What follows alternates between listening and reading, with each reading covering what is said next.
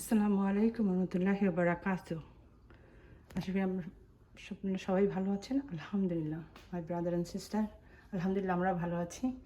আমি জাস্ট আসলে রোজা রাখছি তো মুখে সব কিছু আটকে আসতেছে, মুখে সাউন্ড একদম মানে বের হয় না আর কি, এরকম অবস্থা। আর অনেক মাশাআল্লাহ অনেক গরম হয়েছে আলহামদুলিল্লাহ।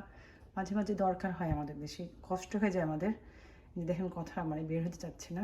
আর বিকাল হয়ে গেলে তো মনে করেন আর সাউন্ড বের হবে না, এরকম অবস্থা। মানে মনে হয় যে বালতি ভরে পানি খাই আর কি। আবার ইফতারের পরে আপনার এত সময় কম থাকে যে আপনি খুব বেশি পানি খেলে আপনার আবার কষ্ট হয়ে যাবে, তাহলে আপনি অন্য খাবার খেতে পারবেন না, অন্য খাবার না খেতে পারলে আবার এনার্জি থাকবে না। তো সারাদিন পার করবেন কীভাবে? সারাদিনে তো অনেক কাজ আসছে আলহামদুলিল্লাহ। আর আমাদের উপরে একটু প্রেশারটা বেশি পড়ে গেছে, রোজা, তারপরে এত বড় দিন, তারপরে আবার আপনার বাইরের গার্ডেনের কাজটাও খুব মানে আমার ইচ্ছা ছিল আপনার এন্ড অফ দ্য মান্থে করবো, বাট বিকজ অফ এত সুন্দর ওয়েদার, আপনি যদি এখন এটাকে আপনি ইউটিলাইজ না করেন তাহলে আপনি অনেক বিহাইন্ডে পড়ে যাবেন। বিকজ আবার হয়তো একটু লোয়ার হয়ে যাবে, বিকজ প্রতি মাসেই কিন্তু আপনার লিটল বিট একটা নিচে হয়ে যায় আর কি, নেমে যায়। সো আলহামদুলিল্লাহ দেখেন, মানে এক সপ্তাহ ডিফারেন্সে গাছ দেখেন, মানে এগুলো একদম এইটুকু এইটুকু গাছগুলো ছিল, তাই না? ঠিক এরকম ছিল গাছটা। এই যে গাছগুলো বড় হওয়ার মতো, যেগুলো বড় হবে সেগুলো কিভাবে যে বাড়ছে আলহামদুলিল্লাহ। আলহামদুলিল্লাহ এক একটা গাছের পাতার যে সৌন্দর্যটা, তো অতিরিক্ত আজকে আমি এই জন্যই আপনার করছি যে আপনাদেরকে দেখাবো যে অতিরিক্ত গরমের কারণে আমি একটু শ্যাডো দিয়ে দিচ্ছি। বিকজ যেহেতু গাছ আমরা যখন বাইরে দিব তখন অতিরিক্ত গরম হলে বার্ন হয়ে যায়, তো সেই জন্য আমি সব জায়গায় একটু শ্যাডোর মানে দেওয়ার চেষ্টা করছি আলহামদুলিল্লাহ। এই যে কালকে আপনার করলা গাছগুলো আলাদা করে দিচ্ছি, বাইর করে দিচ্ছি আলহামদুলিল্লাহ। এখানে প্রায় 5টা আছে। এগুলোতে আমি ওই যে বললাম আমি ওয়েট করবো যে একটু বৌথা শাকগুলো দেখেন, বৌথা শাকের পাতাগুলো বার্ন হয়ে যাচ্ছে। তো আলহামদুলিল্লাহ এই তো অনেকগুলো গাছ আলাদা করে মানে বের করে দিচ্ছি আলহামদুলিল্লাহ। স্লোলি করতেছি, বিকজ এখন শরীরে আর পারি না, তো অনেক কষ্ট হয়ে যায় একসাথে করতে গেলে। আলহামদুলিল্লাহ 4টা দেখা যাচ্ছে, 4-5টা পাকছে ভালো। কি হয়, গাছ থেকে যদি আপনি একদম টুকটুকে লাল না হয়ে ওইটা নিয়ে গেলে আপনার অত বেশি ভালো হয় না। আলহামদুলিল্লাহ এখন গাছে একটু পানি দিতে হবে। লাউ গাছ এবার আমি আলহামদুলিল্লাহ কী করেছি, যেহেতু আমি লাউ নিয়ে অনেক সাফার করি অ্যান্ড ওই কর্নারে আমি অনেক দিয়ে দেখেছি কোনো লাভ হয় না, তো এবার কি করেছি আমি ডিফারেন্ট কর্নারে লাউ গাছ লাগিয়েছি আলহামদুলিল্লাহ। এই যে এখানে দিয়ে দিয়েছি, গত বছর এখানে আমি লাগিয়েছিলাম যেটা সেটা আলহামদুলিল্লাহ কী যেন লাগিয়েছিলাম, চাইনিজ পটল, অনেক ভালো হয়েছে। তো ভাবলাম এখানে দিয়ে দিই, একটু শ্যাডোর মধ্যে আছে। আর এই ফেন্সিংগুলো আমি কিনেছি আলহামদুলিল্লাহ। এখন আমার এই গাছগুলো সব বাকি আছে, এগুলো কালকে সব মানে রোজা রেখে এগুলো সব আলহামদুলিল্লাহ আল্লাহর কাছে শুক্রিয়া যে আল্লাহ করার শক্তি সামর্থ্য দিচ্ছে। এত অসুস্থ হওয়া সত্ত্বেও, কারণ আপনাকে করতে হবে। তো আমি সবাইকে বলবো, যখন আমাদের কোনো কিছু করতে হয় মানে আমরা পারি আলহামদুলিল্লাহ, আমাদের করায় আল্লাহ। কারণ কি, মানসিক যে একটা মানসিক একটা থাকতে হয়, আপনার স্ট্রেংথ থাকতে হয়। যখন শরীরের স্ট্রেংথ চলে যায় তখন মানসিক স্ট্রেংথ দিয়ে কাজ করতে হয়। এই গাছগুলো আমি কিন্তু আমার মনে হয় এপ্রিলের শেষে লাগিয়েছি, সরি মে মাসের প্রথম দিকে লাগিয়েছি, সবগুলো মনে গেল না। তো আপনার ইয়েস আপনার মনে হয় 1 সপ্তাহ পরে আরও। তো আলহামদুলিল্লাহ দেখেন কিউকাম্বার গাছগুলো, তো আগামী বছর থেকে আমি ইনশাআল্লাহ এরকমই, যখন যে উইকটা দেখবো একটু ভালো সেই উইকটাতে লাগবে। আমি যেটা দেখে যাচ্ছি এই পাতাগুলো দেখেন ভালো গরম পেয়ে পাতাগুলোর আসল যে সৌন্দর্যটা এটা ফুটে উঠেছে, মানে একদম মনে হচ্ছে না এবার গার্ডেনিং করতে হবে, এত বাজে অবস্থা ছিল আর কি। আলহামদুলিল্লাহ অনেকেই করলা গাছ চেয়েছে, বাট আমি সবাইকে না করে দিয়েছি এখন। বাট শেষমেশ আমি দেখলাম আমার সবগুলো লাগানোর পরে এগুলো আছে এখনও আলহামদুলিল্লাহ। সো আমার একটা কাস্টমার আছে, সে বারবার চাইতেছিল, সে আবার কি করে একদম অধৈর্য হয়ে যায়, সব দিয়ে দেয়, মানে আগে গার্লি দিয়ে দেয়। তো যেই ঠান্ডাটা পড়লো লাস্ট টাইম, তাতে তার সব গাছ মারা গেছে, যদিও আমি বারবারই বলে দিই, কিন্তু আনফর্চুনেটলি তারা শুনতে চায় না। তো যাকে সবার everybody have their own way to doing things. একজন আরেকজনের কথা কেন শুনবে? আর এই গাছীপুরটা দিয়ে দেওয়াতে সুবিধাটা হয়েছে কি হয়েছে, গাছীপুর উপরে এটা ফাঁকা রাখছি, তো সূর্যটা ঘুরে ঘুরে পড়তেছে, একসাথে অনেক বেশি প্রেশার পড়তেছে না কোনো মানে গাছের উপরে। এই গাছগুলো যেহেতু আমি মাত্র বাইর করে দিচ্ছি, এগুলোতে যদি সরাসরি সূর্যটা পড়ে একেবারে খুব খারাপ অবস্থা হয়ে যাবে। এগুলো হলো পুঁই শাক, আমি সবগুলো পাতা ছাঁটাই করে আলহামদুলিল্লাহ তারপরে দিয়েছি, যাতে করে পোকামাকড়ের আপনার ওই যে স্লাক্সের যে একটা আক্রমণ, সেখান থেকে এই পায়। তারপরও আমার হাজব্যান্ড প্রতিদিন রাত্রে আপনার হান্টিংয়ে বের হচ্ছে যখন থেকে, বিকজ এত কষ্ট করে এই গাছগুলো লাগানো, তারপরে আপনার আলহামদুলিল্লাহ বাড়ি দিতে না দিতে ফুল এসে পড়ছে আলহামদুলিল্লাহ। শুধুমাত্র এই সাইডেরটা এই কয়টাই চাইনিজ আপনার, বাকি সবগুলো আমাদের দেশে আলহামদুলিল্লাহ।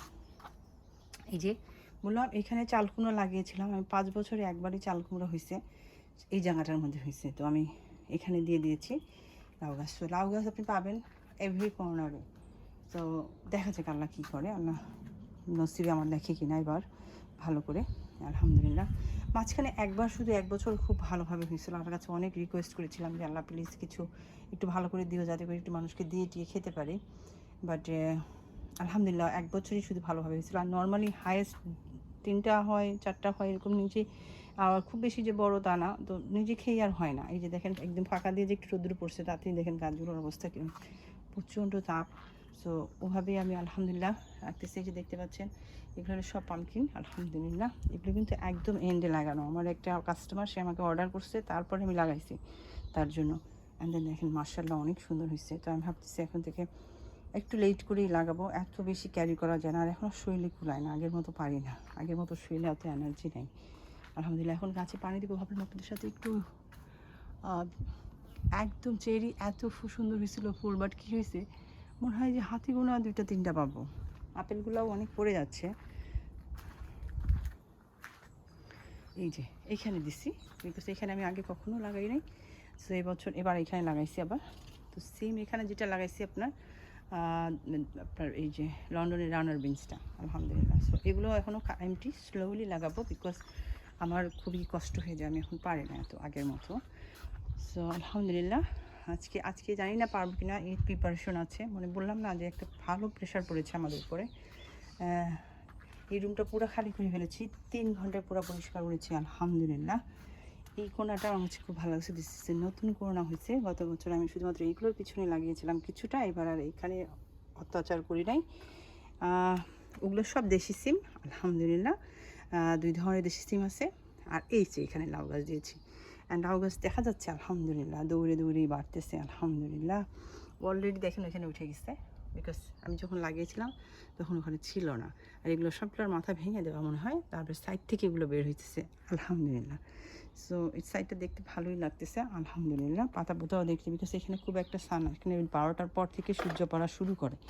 এই যে একটা ঘুরে এই পর্যন্ত আসছে, যেহেতু এই পর্যন্ত আছে, আস্তে আস্তে আস্তে ঘুরে যখন হয়ে যাবে তখন 12টার পর থেকে নিয়ে একদম সন্ধ্যা পর্যন্ত থাকে আপনার আলহামদুলিল্লাহ। সো এগুলোতে অনেক সুন্দর থাকে। আমার কাছে মনে হয় যে লাউ গাছে অতিরিক্ত আপনার সূর্য মানে টলারেট করতে পারে না, এতে শ্যাডোটা খুব জরুরি হয়। এই তো এই যে আমি এগুলো সব খালি টালি করে পরিষ্কার করে ফেলছি, যেহেতু ঈদ। কেউ যদিও আমি কাউকে খুব সেরকমভাবে কোনো দাওয়াত দিই নাই, কারণ কি আমি শরীরের অবস্থা অনেক খারাপ, মানে কাজ তো করি, এই যে বললাম মেন্টাল মানে মানসিক জোরের কারণে কাজ করতে পারছি, শরীরের যে অবস্থা মুখে দিয়ে সাউন্ড বের হয় না আলহামদুলিল্লাহ। এই রুমটাকেও অবশ্যই, এই রুমটা আমার হাজব্যান্ড পরিষ্কার করছে। পরিষ্কার বলতে কি এই রুমে আমরা তো নোংরাই হয় না আলহামদুলিল্লাহ। সো খুব একটা পরিষ্কারের দরকার হয় না, আমি জাস্ট এইগুলো বের করে নিই আর কি। সামটাইমস মাঝে মাঝে একটু হুবার টুবার করে নিই, যদি কোনো ওকেশনালি থাকে, দ্যাটস অল, আমরা করে নিই আলহামদুলিল্লাহ।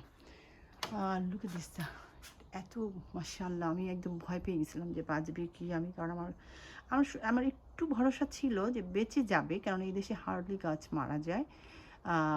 বাট এই ধরনের গাছ যেগুলো মানে এই দেশের গাছ, যেমন প্লাম আপনার, এগুলো খুব সহজে মারা যায় না। বাট আমার কাছে সন্দেহ ছিল যে পাতা হয়তো আবার আগামী বছর হবে, আবার এই যে হয়ে যাবে সেটা বুঝি নাই। বল আলহামদুলিল্লাহ মাশাআল্লাহ অনেক সুন্দর, ভালো লাগতেছে দেখে গাছটা। মানে ছাঁটাই করে দেওয়াতে আরও বেশি সুন্দর, একদম গোলগাল হয়েছে, একদম চারিদিকে ছড়ানো ছিটানো না আলহামদুলিল্লাহ। সো এই তো এই ফেন্সগুলো কিনছি, অনেকগুলো ফেন্স কিনছি এবার আলহামদুলিল্লাহ। গাছ বিক্রি করে করে আমি গার্ডেনের জন্য চেষ্টা করি আর কি। আমি আগামী বছরের জন্য মাঠ কিনে রাখছি, পট কিনে রাখছি আলহামদুলিল্লাহ। এখন একটু গাছে পানি দিব, কালকে ঈদ, আজকে আপনার আরাফার দিন। আমি বলবো অনেক অনেক দোয়া করবেন, যাদের মনের যে আশার আল্লাহর কাছে যা দরখাস্ত করে রাখবেন, ইনশাআল্লাহ আশা করি আল্লাহ পুরা করে দিবে। আল্লাহ আমাদের আশাও পুরা করুক, আপনাদের আশাও পুরা করুক। আপনারা আজকাল তো ফেসবুক আলহামদুলিল্লাহ অনেকে দিনের কাজে ব্যবহার করছে, অনেকেই অনেকভাবে ব্যবহার করতেছে, বাট অনেকেও দিনের কাজে ব্যবহার করতেছে। এবং আপনি চাইলেই দেখতে পারবেন যে তারা ওখানে অনেক সুন্দর সুন্দর দোয়া, যেগুলো আমরা হয়তো আগে জানতাম না। এখন আপনি অনেক কিছু পাবেন, এগুলো পড়বেন ইনশাআল্লাহ, এবং আল্লাহর কাছে চাইবেন, অনেক অনেক চাইবেন। সবার জন্য, দুনিয়া সবার জন্য দোয়া করবেন। আল্লাহ সবাইকে হেদায়েত করুক। আর আমি জবের ব্যাপারে হয়তো অনেকে মাইন্ড করতে পারেন, আমি কিন্তু ওই ধরনের, আমি আগেই বলেছি, আমি কিন্তু তাদেরকে বলি না যারা জব করবেন না। অবশ্যই জব করবেন যখন আমাদের দরকার হবে। আমাদের শিক্ষাটা, আমার আব্বা বলতো যে সব শিক্ষিত হয়ে থাকবে মা, যখন দরকার হয় তখন যাওয়া। ঠিক যেমনি আমার বাবা মারা গেছে পরে আমি সঙ্গে সঙ্গে জবে গেছি, কারণ ওই মুহূর্তে আমার মনে হয়েছে এটা দরকার ছিল। অ্যান্ড কারণ আমি জানি না পরিস্থিতি কী হবে। আবার যখনই দেখেছি এভরিথিং ইজ ফাইন, আমি জব ছেড়ে দিয়েছি। ঠিক এইভাবে এখানেও আসছি। যখনই আমার কাছে মনে হবে যে আমার দরকার হবে, তো যখন যেটা দরকার তখন সেটা করার মতো শক্তি, সামর্থ্য এবং যোগ্যতা যেন রেডি থাকে, সেভাবে থাকতে হবে আমাদেরকে। যখন যেটার প্রয়োজন সবচেয়ে বেশি, সেইখানে কনসেন্ট্রেশন দেওয়ার জন্য আমি রিকোয়েস্ট করি সবাইকে। আমরা সবাই আমাদের বেস্ট দেওয়ার ট্রাই করি। আর তারপরে অনেকে, এই দেশে তো অনেক কঠিন, আপনার জীবনযাপন করা এত সহজ না। বাট ওই যে বললাম, লাক্সারিটা বাদ দিয়ে রেখে যদি আমরা বাচ্চাদের দিকে একটু কনসেন্ট্রেশন, আবার ওরা বড় হয়ে গেলে যখন আপনি ফ্রি হয়ে যাবেন, তখন জব করাটা সহজ হয়ে যাবে ইনশাআল্লাহ। Because at the moment, because আমি আমার ইব্রাহিমকে দিয়ে বুঝেছি যে যদি আমি ওকে কনসেন্ট্রেশন না দিতাম, হয়তো ওর পড়াশোনা হইতো না। অ্যান্ড বাচ্চাদের অনেক কিছু আছে, মেন্টাল, মানসিক বা শারীরিক বিকাশগুলো স্লোলি হয়। আর কিছু বাচ্চা আপনি দেখবেন উল্টাপাল্টাভাবে চলাফেরা শুরু করে দেয়। এদের অনেক বাচ্চা আছে আপনার অ্যাবনর্মালিটি বড় হয়ে যাওয়ার পরে অ্যাবনর্মাল হয়ে যাচ্ছে। এগুলো হচ্ছে কি, আমরা কনসার্ন করি না যে আসলে, বিকজ আমাদের তো দেখার সময় থাকে না। আপনি যদি জব করেন, আপনি জব করে এসে আপনি দেখবেন আপনার বাচ্চা যে চলাফেরা করতেছে, হাঁটতেছে, ঠিকমতো হাঁটতেছে কিনা, ঠিকমতো কথা বলতেছে কিনা, ঠিকমতো কাজটা করতেছে কিনা, এইটা মিস আউট হয়ে যায়। ওই মিস আউটটা যখনই আপনি দেখবেন যে something wrong he is or she is doing, তখন যদি আপনি এটাকে ক্যাচ আপ করতে পারেন, এটার উপরে ওয়ার্কআউট করতে পারেন, it's easy to fix. So this is the reason আমাদেরকে সবসময় কনসার্ন থাকতে হবে এবং কী পায়ন করতে হবে ওদেরকে। সো আলহামদুলিল্লাহ। সো আমি বলবো যে বাসায় থাকাতে আমি বাচ্চাদেরকে এভাবে দেখে দেখে সর্বক্ষেত্রে প্রতিটা স্টেপে আমি যে পদক্ষেপগুলো নিয়েছি, তো আলহামদুলিল্লাহ আমরা সাকসেসফুল হয়েছি সর্বক্ষেত্রে আলহামদুলিল্লাহ। The moment Ibrahim is 100% perfectly, he is behaving everything, his education level, his physical growth, mental growth, everything আলহামদুলিল্লাহ 100%. It was his physical growth was too much, then his mental growth. So it's now catch up করছে আলহামদুলিল্লাহ। But আমরা অনেক hard work করতে হয়েছে। মনে করেন আমাকে তো আমার হাজব্যান্ড হেল্প করছে আলহামদুলিল্লাহ, আমি যেভাবে আমরা চেষ্টা করেছি, সে হেল্প করছে। আর আমাকে তো মনে করেন 100% দিতে হয়েছে, যে মানে আমি অসুস্থ হয়ে গেছি নিজে, যে ওকে ওর পিছনে দিতে আর কি আলহামদুলিল্লাহ। But this is our duty to, that's not যে আমরা অনেক বেশি কিছু করে ফেলতেছি আমাদের সন্তানের জন্য। দিস ইজ দ্য রিজন আমাদেরকে আল্লাহ সন্তান দান করেছে আলহামদুলিল্লাহ। গার্ডেনটা কখন ফুলে ভরে যাবে, ওই সাইডে ওগুলো আস্তে আস্তে ইনশাল্লাহ দেওয়া শুরু করবো। আমি জানি না আজকে কিছু পারবো কি না, বিকজ আজকে অনেক রান্নাবান্না আছে ঈদের আলহামদুলিল্লাহ। আর টিভিটা দেখে সবাই অবাক হয়ে যাবেন না, এটা আসলে এই টিভিটা আমার হাজব্যান্ডের খুব শখের একটা টিভি। সে বাড়িঘরের কাজ করার পর সে প্রথম একদম নিউ লেটেস্ট টিভিটা কিনেছিল। অ্যান্ড সাডেনলি হঠাৎ করে একদিন তার এই টিভিটা বন্ধ হয়ে যাওয়াতে সে মনে খুবই কষ্ট পাচ্ছিল। তো এখন পর্যন্ত আমরা ফেলি নাই, সে স্টিল এক্সপেক্টিং যে মাইবি কোনো সময় আবার ঠিক ফিরে আসবে আলহামদুলিল্লাহ। বাট আমি ঠিক আছে, যাও, তোমার যেহেতু রাখতে ইচ্ছা করে রাখো। সো আলহামদুলিল্লাহ, এইটুকু পরিষ্কার করে ফেলছি একদম 3 ঘন্টায় রুমের পিছনে দিয়ে পুরা রুম এটা শুধু রাখা হয়েছে। আমার হাজব্যান্ড একটু রং করে ফেলবে, বিকজ ড্যাম হয়ে গেছে, তো একটু রং করে ফেলবে। Otherwise room is nice and clean আলহামদুলিল্লাহ।